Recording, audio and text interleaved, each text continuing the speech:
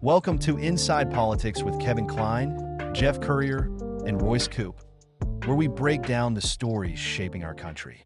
Welcome to another edition of Inside Politics. The election has now been called, so I wanted to get our group together to talk about that. No surprise, probably one of the worst kept surprises we've had for a very long time. The date will be April 28th, according to our interim or our current Prime Minister, Mark Carney. And the guns have already come out blazing on all sides, and the polls are showing us some very different, strange numbers. And a lot of people have reached out to me via email and on our platforms talking about you have to ignore the polls, you have to ignore the polls.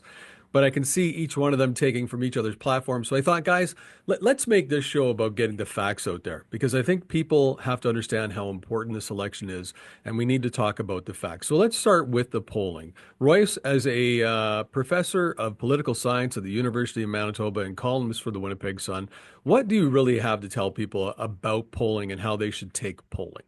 Well, in this campaign so far, we've seen we're going to be absolutely inundated by polls. Some are pretty high quality, some aren't. The important thing is to take them as a whole, to look at averages, to look at movement. Right now, we can see that all the pollsters are kind of converging on the view that Mark Carney has brought the Liberal Party back. The party is much more popular. Getting rid of Justin Trudeau made a big difference. But there's other information that pollsters collect that we should also pay attention to. And a really interesting one to me was just yesterday, the Angus Reid Institute released a poll asked Canadians what their top concerns were. You would think if you were watching Canadian media for the last few weeks, and 99% of Canadians would be worried about Trump, worried about tariffs, but that's actually not true. The biggest concern out there amongst Canadians is still cost of living and inflation. So politicians have to speak to that. They have to speak to these concerns. And I don't think Trump is going to figure as prominently. He's not going to dominate this election campaign to the extent that we thought he would, maybe. Jeff, as a radio host for years, you've talked to many politicians. You've seen polls come and go. Do you suggest that people even pay any attention to polls? Well, they shouldn't base their vote on the poll, that's for sure. They should base their vote on facts and how they feel and which candidate or which party is going to best represent them. The polls are snapshots, and I know that there's a feeling out there that the pollsters always get it wrong. But the fact is, the pollsters usually get it right. More often than not, the pollsters get it right. Now, it's very, very early in a campaign, and I hearken back to, and Royce will, I think, remember this as well. Justin Trudeau's first campaign to become prime minister, the Liberal Party was so low in the polls, they were looking at a third place finish. Right, the NDP was going to be the official opposition, and in the last couple of weeks of that campaign, the Liberal Party and Justin Trudeau's popularity skyrocketed and shot him to victory. So we're very, very early in a campaign. People don't really know Mark Carney, and they probably don't know Pierre Poilievre very well either. So these two leaders are going to have to get out on the hustings and sell themselves and sell their platforms and deliver the goods. And then Canadians will have to see which one of these two people they think is qualified to be the CEO of this company. But so the polls are kind of a current snapshot. I wouldn't pay too much attention to them just yet. That's sage advice. Now, you had talked about it, Royce, that the number one concern of Canadians, according to one poll, would be affordability. I have to say that I would echo that 100%. If you take Winnipeg, for example, Mayor Scott Gillingham and the city council here has tacked on more fees and increased taxes than ever before. We're seeing major increases. We saw, as Jeff alluded to in a previous program, the Manitoba government basically jacked our income tax by holding it steady and not making way for inflation. How do the people running, how do we discern what's going to be real and what's not when these leaders are talking about it? Because now we've had Carney come out, I'm going to cut taxes, and Poilievre, I'm going to cut taxes. I mean, it's like watching Oprah Winfrey. You get a tax cut, you get a tax cut, you all get a tax cut. How do we really discern this and say, who's really going to do the cuts? Who's telling us the truth? Yeah, there's kind of two things here. The first is that One of the big things that makes politics interesting is that it's not just parties and politicians. They don't just respond to public opinion, they shape public opinion. And so that's what we call priming. Politicians prime issues that are going to benefit them. And so right now we know that the top concern amongst Canadians is affordability, it's inflation, but the Liberal Party is putting out advertisements or these kind of weird rambly videos with Mark Carney chit-chatting with Mike Myers about Canadian cultural icons from the 1980s. What the heck is going on here? Well, they're priming Canadian sovereignty, identity, because that's the issue that they can win on. It's probably the only issue they can win on. The second point is that if you want to cut through the noise when it comes to promises about who's going to manage the economy, who's going to keep their promises on tax cuts, well, the Liberal Party has a record. You know, they have 9 years in office. You can look very clearly at their stewardship of the economy. And if you like what you see, if you have enjoyed the last 9 years, then you can get more of it. Whereas Polyev has a much kind of cleaner record. He's a blank slate. And so people do have the ability to do this kind of retrospective voting, to look at the Liberal Party's record and vote on that basis. Jeff, before you get into the answering that question, I'll give you a quick one. What did you think of the Mike Myers commercial with Mark Carney? I mean, my initial response was, "Excuse me, baking powder." Like, I mean, why would he do that? Yeah, I have to confess, I pay no attention at all to political ads.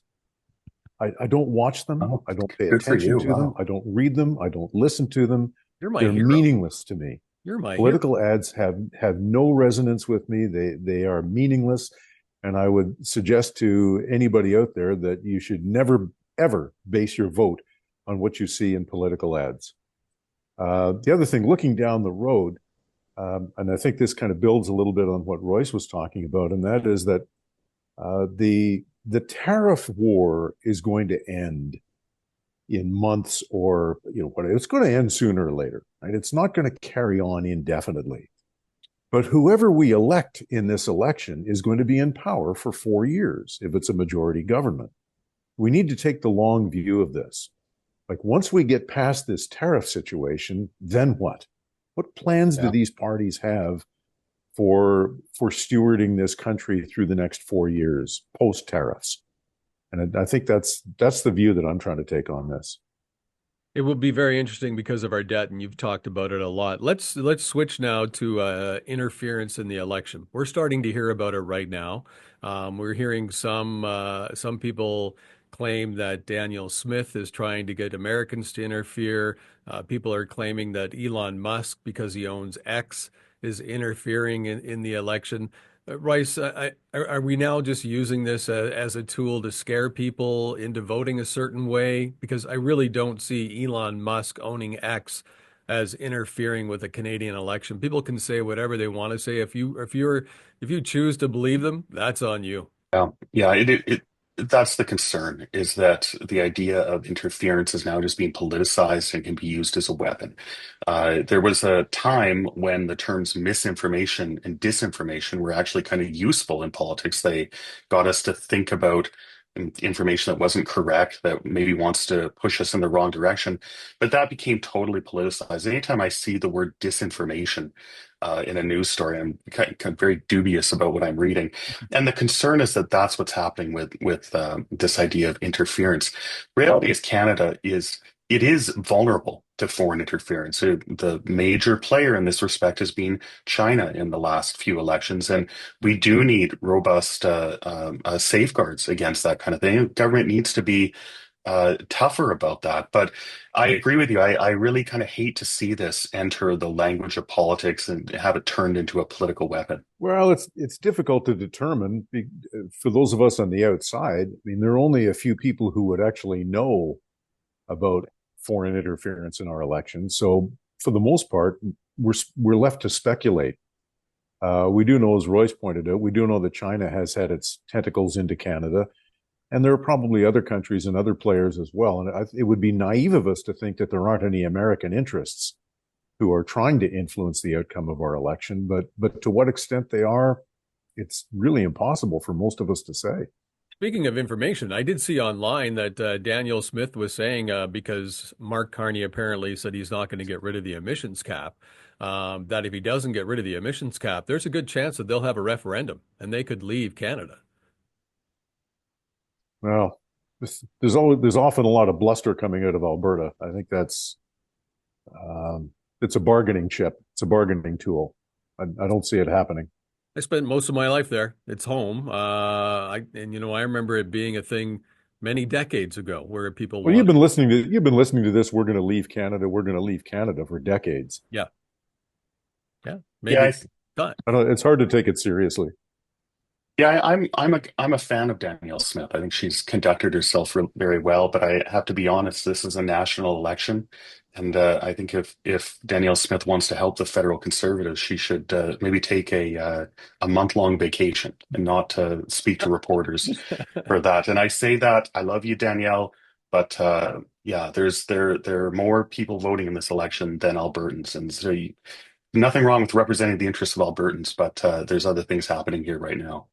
All right. Well, we intend on Inside Politics to follow up on a lot of the issues that are coming out, a lot of the promises that are made. The one thing I do want to talk about, because not that many promises have been made that we already don't know about. They're all going to cut taxes. They're all going to get rid of the carbon tax or at least hide it. Blah blah blah blah blah. It's funny the CBC cuts haven't come up.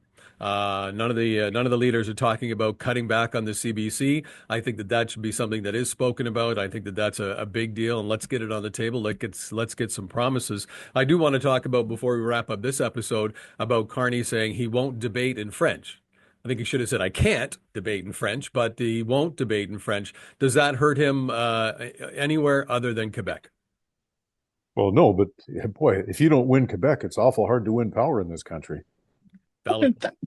That's a good question, actually. Now that you said that, I kind of wonder about that. You know, in places outside of Quebec, being able to speak French, being able to communicate to Francophone Canadians has sometimes been quite important, especially in Ontario. You know, yesterday when he announced that he wasn't going to do that, apparently it caused quite the stir in Quebec media and the Quebec cultural scene. People are not happy about that. You know, Mark Carney is doing quite well in Quebec in the polls right now. That might be reflected, but actually, that's a great question, Kevin. I wonder if it will hurt him outside of Quebec as well. It well could.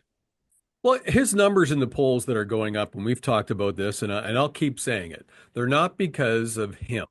I think when you look at the data right now, what's available, and we've talked about polls, his surge is because nobody wants to vote for the NDP across the country, and the Parti Québécois in Quebec have dropped in the ratings as well, have dropped in the polls. So of course that NDP drop and the Parti Québécois drop automatically goes to the Liberals. That can change in 4 weeks. Oh yeah, I think this does nothing but a favor for the bloc. That Carney is either unwilling or unable to debate in French. That his French just isn't solid enough. I mean, that's Quebec is the base. That's the Liberal Party's base right there. And if you drop down in Quebec, it makes winning a majority government very difficult. And it's a very sensitive topic in the province of Quebec. Okay. That if you've got a federal leader who can't communicate in both official languages, that's a problem for you in Quebec. We're both old guys, or all of us are old guys. Royce isn't as old. But let's look at the US election as much as we don't want to. Trump barely took part in any debates for leadership of the Republicans, right? He didn't take part in any of those debates because he figured I already won. And when you look at it from both sides, Democrats and Republicans, they didn't want to have any debates either. Well, Are it's politicians walking away from debates and saying, you know what, it's just a media mess because the media is terrible in Canada. You can't okay, but trust that's certain media, so why not all of walk away? all of that's true, and most Canadians don't watch the debates. The salient point here, I think, and be interested to hear what Royce thinks. I think the salient point is the message to Quebecers is I can't communicate with you, and it doesn't matter if they were going to watch the debates or not. The message is I can't relate to you. I'm not relatable to you. If you're a French speaking Quebecer, you can't relate to me and I can't relate to you. Never mind the debate. I think that's what it comes down to on an emotional level.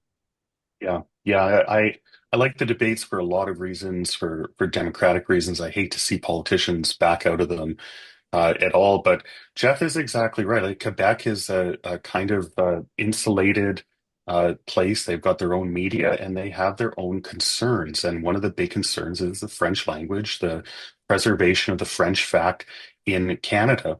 And so these debates have they're much more important within the context of Quebec, these French language debates. And so it's not going to do them any good. And it also opens them up to attacks from the other leaders. Poilievre's French is, as far as I can tell, it's pretty much flawless, and Poilievre hasn't taken off in Quebec. This might create an opportunity for that to actually happen in this campaign. Jeff alluded to this earlier. Campaigns matter, and sometimes they matter a lot. And I think in this campaign, it might matter a lot. The things the leaders do, the campaigns might have a real effect on the end result. All right, gentlemen, thank you. We'll have our next episode of Inside Politics on Friday. That we'll record it on Friday, just so you know, and then we post it on Saturdays. If you have something that you would like us to look into or a topic you would like us to discuss, I know I'll give you guys a heads up. I got an email from somebody in Alberta. It was a very, very good email. The first time they watched the show, they didn't really understand politics outside of Alberta. Now that you've probably watched this episode and heard Jeff, you probably don't like Jeff, but that's okay. We'll don't worry about that. Well, I'll take care of him being an Alberta guy. They wanted us to talk about why does it seem politics is so different in every province, and especially in Manitoba, because Manitoba they thought would be considered Western Canada, and they look at the politics. They've watched a few episodes of our show, and they're saying, well, Manitoba is not really part of Western Canada, or is it? So we're going to talk about that in the next episode. But if you have something or something the leaders are talking about that you want us to look into, please send it to the email that you see on your screen right here. If you wouldn't mind following our YouTube page and liking it, we would appreciate that as well. Gentlemen, I will talk to you in a couple of days. Thank you for your time. Thank you.